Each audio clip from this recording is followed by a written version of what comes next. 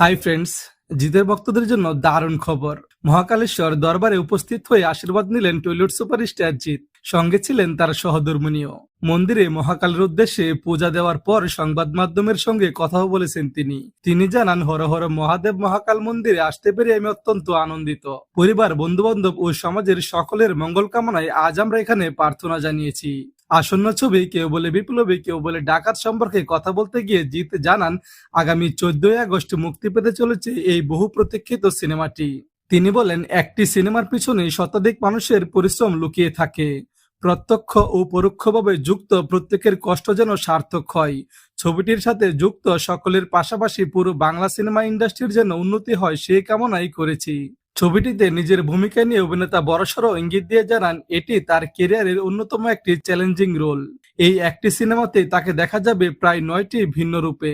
ইতিমধ্যে জিতের এই রূপবদল এবং ছবিটির ট্রেলার লঞ্চ নিয়ে ভক্তদের উৎসাহ তুঙ্গে। আপনারা কতটা এক্সাইটেড জিতের এই নতুন রূপ দেখতে কমেন্ট করে জানান আমাদের। সিনেমা ও বিনোদন জগতের আরো আপডেট পেতে আমাদের চ্যানেল সাবস্ক্রাইব করে বেল আইকনটিতে ক্লিক করে দিন।